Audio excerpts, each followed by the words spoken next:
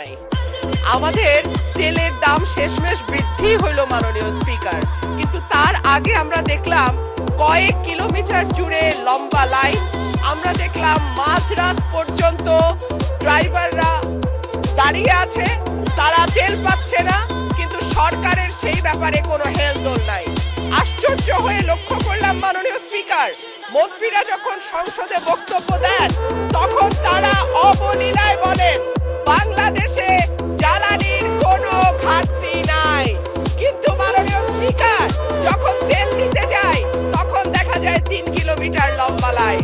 মাননীয় স্পিকার, সরকার সম্ভবত কিছু পদক্ষেপ গ্রহণ করবার ঘোষণা দিয়েছে। তার একটা হচ্ছে মার্কেট প্লেস 7টা বাজে বন্ধ করে দেয়া।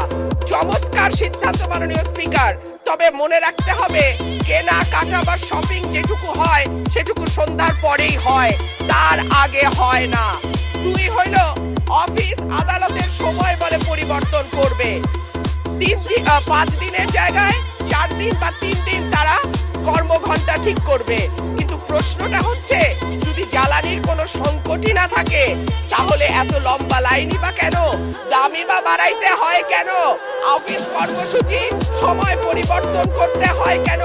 এই প্রশ্নগুলো তো ওঠে মাননীয় স্পিকার। মাননীয় স্পিকার, আপনার মাধ্যমে এই সংসদের কাছে আমি জানতে চাই, জ্বালানি মন্ত্রীরা যখন গণমাধ্যমে কথা বলেন তখন মনে হয় বাংলাদেশে আল্লাহর রহমতে কোনো সংকট নাই। ওনারা যদি পরিষ্কার করে বলেন বাংলাদেশে বর্তমানে কত দিনের অকটেন ডিজেলের মজুদ আছে, কতদিন চলতে পারবে।